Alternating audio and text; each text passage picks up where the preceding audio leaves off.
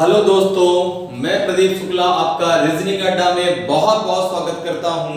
और आज हम लोग पढ़ने वाले हैं बहुत ही शानदार टॉपिक जिसका नाम होगा वर्णमाला पर आधारित प्रश्न। ठीक है ना। इसके पहले हम लोग खत्म कर चुके हैं कोडिंग डिकोडिंग। कोडिंग डिकोडिंग के जितने कॉन्सेप्ट होते हैं वो सारे मैंने आपको बता रखे हैं। अगर आपने अभी तक कोडिंग डिकोडिंग के वीडियो को नहीं देखा तो जरूर देख लें। बहुत ही शानदार तरीके से हमें बताया गया है कि कैसे आप क्वेश्चनों को सेकंडों में धुआं कर सकते हैं। तो चलिए इन्हीं सब बातों के साथ हम लोग आगे अपनी बातों को इसी क्रम में जारी रखते हैं। और जारी रखने के साथ साथ हम लोग बात करते हैं किसके बारे में। बात करना है हम लोगों को जो है वर्णमाला पर आधारित प्रश्न के बारे में। ठीक है ना। तो नाम से ही देखो क्लियर हो जाएगा वर्णमाला, और वर्णमाला का मतलब होता है ए से जेड। ठीक है ना। तो जैसे ही मैंने आपसे कहा कि वर्णमाला पर आधारित प्रश्न, वैसे ही आप समझ गए कि सर आप बात कर रहे हैं ए से जेड के बारे में। तो मैंने कहा बिल्कुल सही। अगर जैसे ही वहां पे वर्णमाला की बात होती है, अर्थात हम बात करते हैं अल्फाबेट के बारे में, तो जैसे ही अल्फाबेट की बात होती है आपके दिमाग में एक चीज आती है कि सर आप बात करेंगे ए से जेड के बारे में। मैंने कहा बिल्कुल बात सही है, हम बात करेंगे ए से जेड के बारे में। तो ए से जेड में जितने भी आपके अल्फाबेट हैं इसमें दो कंडीशन आती हैं। ठीक है ना। सबसे पहला तो जैसे आपकी अल्फाबेट जो लिखी होती है उन सारे अल्फाबेटों में आपको हर एक अल्फाबेट का कोड याद होना चाहिए। जैसे हमने कोडिंग डिकोडिंग में बात की थी, मैंने आपको शॉर्टकट बताया था कैसे आप उस शॉर्टकट फार्मूले के द्वारा कोड याद कर सकते हैं। आपको याद भी होगा, मैंने फार्मूला बताया था आपको सिफ्लोरॉक्स, CFILORUX।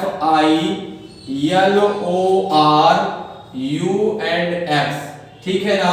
जिसमें C का कोड 3, F का कोड 6, I का कोड 9, L का कोड 12, O का कोड 15, R का कोड 18, U का कोड 21 एंड X का कोड होता है भैया आपका 24। तो सिफ्लोरॉक्स के माध्यम से आप कोड को याद कर सकते हैं, लर्न कर सकते हैं। तो जैसे मैंने आपसे कहा अल्फाबेट, तो अल्फाबेट में क्या आएगा, ए से जेड आएगा। सारे कोड आपको लर्न होने चाहिए। अगर नहीं लर्न है तो लर्न कर लीजिए, याद कर लीजिए। ठीक है ना। और अब मेरे साथ आप जुड़ रही, मैं आपको याद भी करा दूंगा। जैसे मैंने यहां से लिखा तो सबसे पहले ए आता है।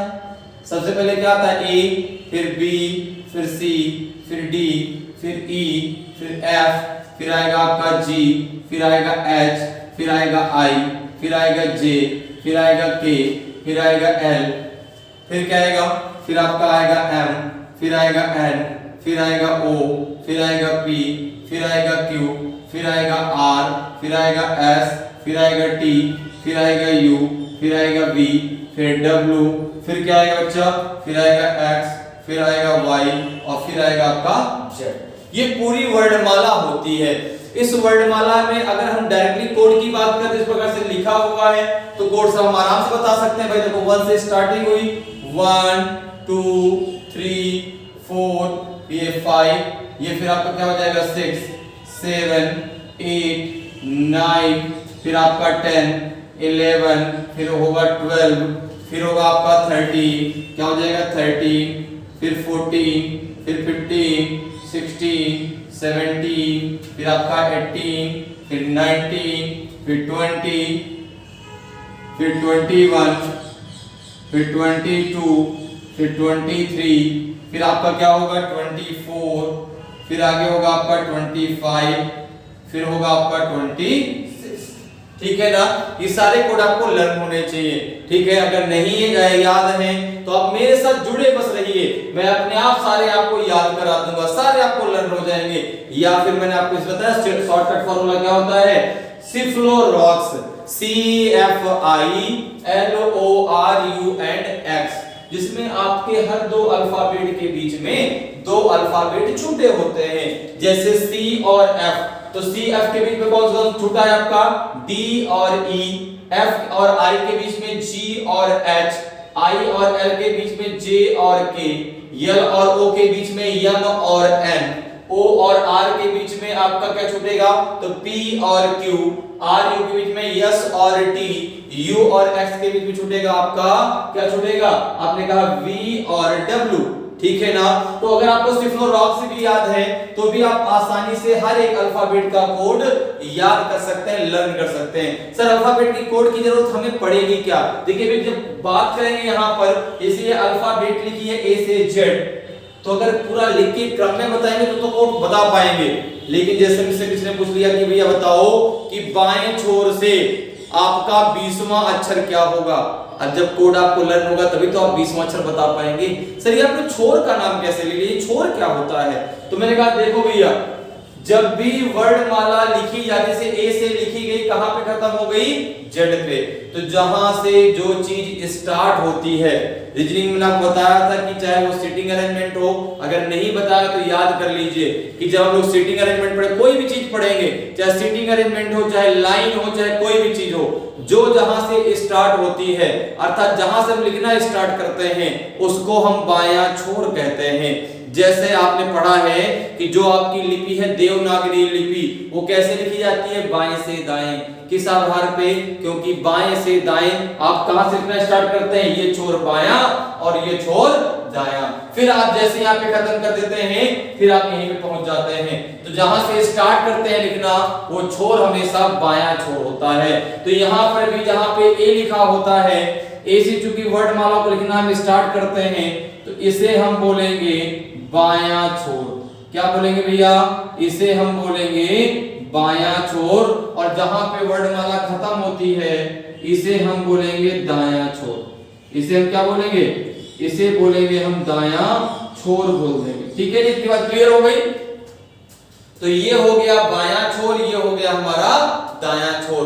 तो जैसे आपसे किसी ने कहा कि बाएं छोर से 9वां अक्षर क्या होगा, बाएं छोर से 9वां अक्षर क्या होगा, तो आपने कहा सर बाएं छोर में ए बैठा है और ए से गिनने पे 9वें नंबर पे कौन आएगा, आई आएगा।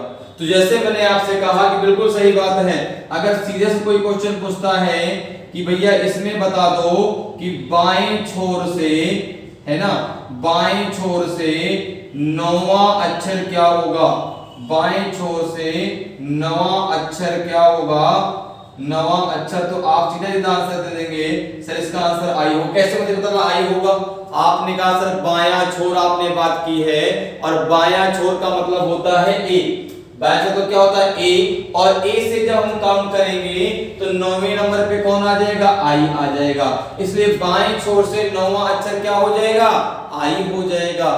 लेकिन मैंने कहा देखो अगर इसी क्वेश्चन को मैं ऐसे पूछूं आपसे, मैंने पूछा इसी क्वेश्चन को कि दाएं छोर से 9वां, मैंने पूछ लिया दाएं छोर से 9वां, तो आपने कहा सर अब ये कौन सा अक्षर होगा, अब आपने कहा दाएं छोर से 9वां, ठीक है ना, अगर इसका आंसर आप आई देंगे तो वह गलत आंसर होगा, तो फिर सही क्या होगा सर, मैंने कहा बेटा देखो ऐसा है कि जो भी आपको अल्फाबेट का कोड याद होता है वो हमेशा कहां से याद होता है, ए से याद होता है, बाएं छोर से याद होता है।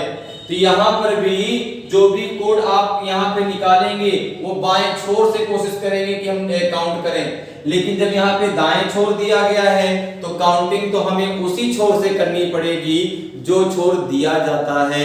जैसे बाएं छोर दिया तो बाएं छोर से काउंटिंग करेंगे, दाएं छोर दिया जाएगा तो दाएं छोर से काउंटिंग करेंगे।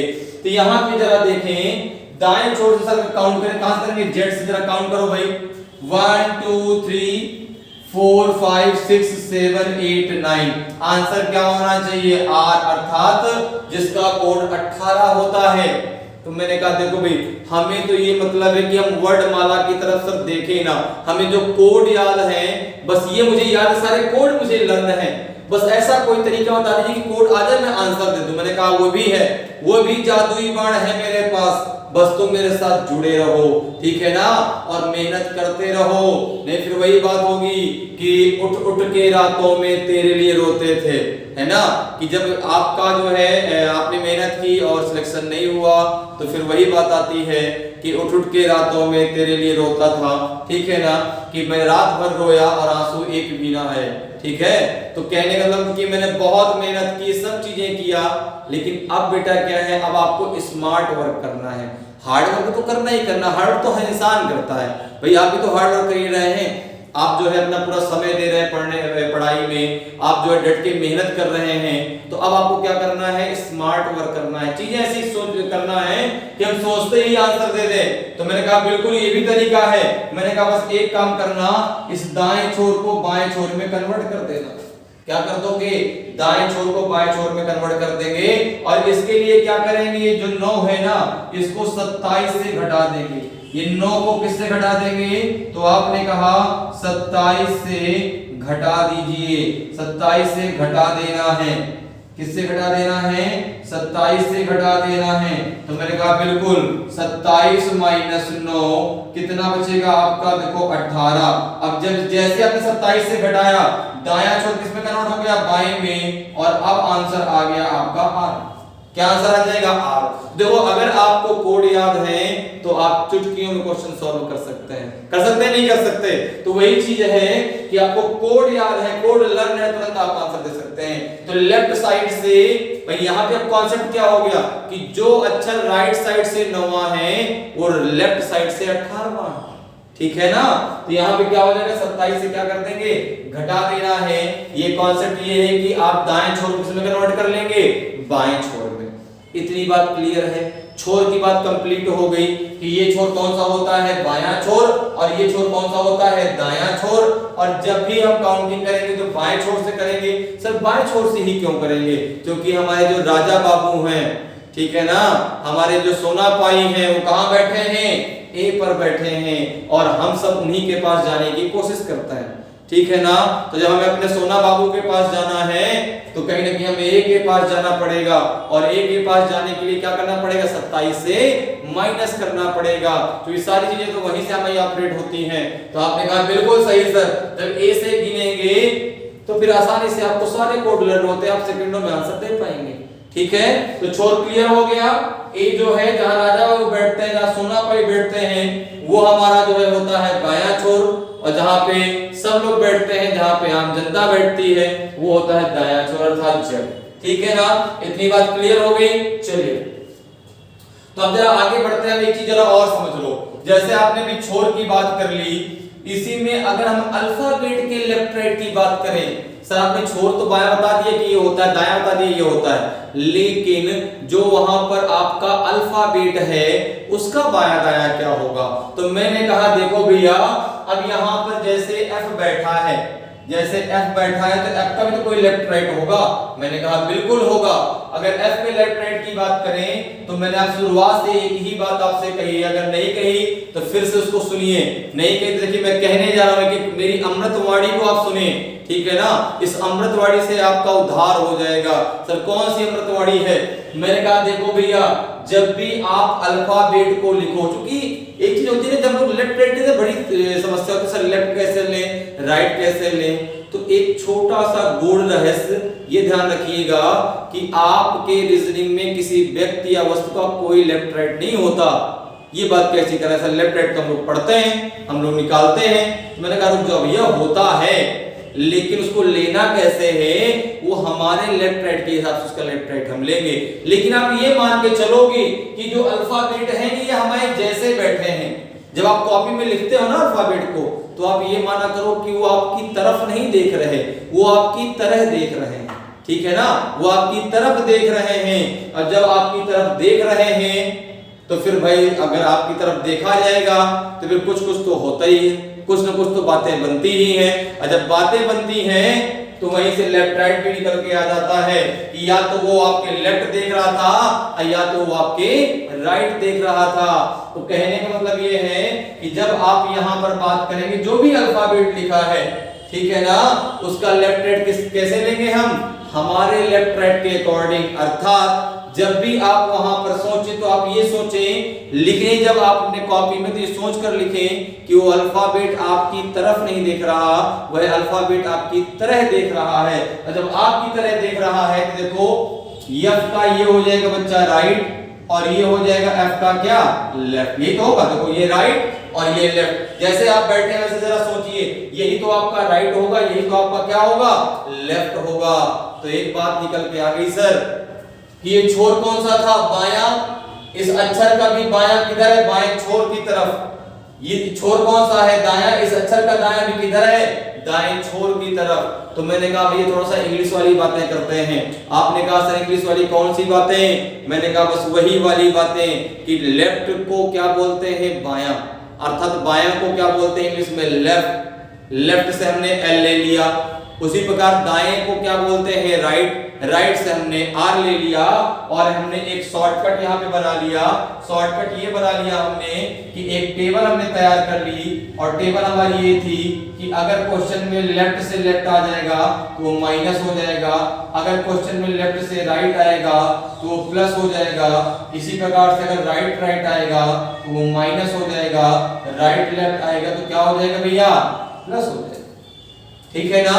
अब सर ये क्या है राइट लेफ्ट प्लस कैसे हो जाएगा, मैंने कहा जरा ध्यान से मेरी तरफ देखिएगा, जरा ध्यान से देखिए मेरी तरफ और मेरी तरफ देखने के साथ साथ अल्फाबेट की तरफ भी आपको देखना है ध्यान से। तो आपने कहा जरा सर दिखाइए ध्यान से, तो मैंने कहा देखो बेटा जरा ध्यान से, यहाँ पर ए, अब मैं कहूंगा बाएं छोर से छठवां अक्षर, बाएं छोर से छठवां अक्षर आपने कहा एफ, बाएं छोर से छठवें अक्षर के बाएं दूसरा अक्षर। तो आप मुझे बताओ कि छठवां अक्षर एफ हो गया, उसके बाएं यदि मैं पूछूंगा तो आपको पीछे आना पड़ेगा ना, क्योंकि बायां कहां होगा, बायां होगा बच्चा उसका बाएं छोर की तरफ, तो पीछे आना पड़ेगा। इसलिए तो बाएं बाएं क्या हो जाएगा माइनस, और अगर आपने दाएं कहा होता तो कहां बढ़ता मैं आगे, तो दाएं दाएं क्या होता है बाएं दाएं क्या होता है प्लस। इसी प्रकार से अगर राइट साइड है दायां छोड़ दिया है तो दाएं से यदि मैं दाएं ही आऊंगा तो क्या होगा माइनस, और दाएं छोर से यदि मैं बाएं जाऊंगा तो क्या होगा प्लस। ठीक है ना। आपने एक चीज पढ़ी होगी तो कि दो समान जब चीजें मिलती हैं तो क्या होता है प्रतिकर्षण। तो देखो प्रतिकर्षण हो रहा है माइनस मतलब दूर जा रहा है, ठीक है ना। और जब दो आपकी विपरीत चीजें मिलती है तो क्या होता है आकर्षण। ठीक है, देखो आकर्षण मतलब प्लस मतलब जुड़ रहा है उससे, ठीक है ना। और प्रतिकर्षण वाला क्या कर रहा है भाग जाओ यहां से, ठीक है ना। तो लेफ्ट लेफ्ट क्या होता है माइनस, लेफ्ट राइट क्या होता है प्लस, राइट राइट क्या होता है माइनस, राइट लेफ्ट क्या होता है प्लस। ठीक है, इतनी बातें क्लियर है। काउंटिंग जो छोड़ दिया जाएगा हम वहां से करेंगे, लेकिन कोशिश हमारी यही रहती है कि काउंटिंग हम बाएं छोर से करें, क्योंकि बाएं छोर पे कौन बैठा है ए बैठा है, और कोड जो बच्चा आपको लर्न होते हैं सारे वो ए से ही याद होते हैं, ठीक है ना। तो दाएं छोर को बाएं छोर में कन्वर्ट करने के लिए क्या करेंगे 27 से घटा देंगे, कब जो भी अक्षर दाएं छोर से हमारा पूछा जाएगा। तो ये तो बेसिक कॉन्सेप्ट हो गया कि दायां छोर क्या होता है, बायां छोर क्या होता है, कैसे क्या चीजें हम लेंगे, बाएं से बाएं कैसे करेंगे, बाएं से दाएं अगर आता तो कैसे करेंगे, दाएं से दाएं अगर आता तो कैसे करेंगे, और दाएं से बाएं अगर आएगा तो हम कैसे चीजों को कर सकते हैं, ठीक है ना। इतनी सारी बातें क्लियर। अब जब हम वर्णमाला की आगे बात करेंगे तो वर्णमाला को हम 4 तरीके से लिख सकते हैं। कितने तरीके से 4 तरीके से लिखा जा सकता है। एक आपका तरीका होता है कि जब वर्णमाला सीधे क्रम में लिखी हो, जैसे जो सामने आपके वर्णमाला लिखी है ए से जेड, ये इसका सीधा क्रम है।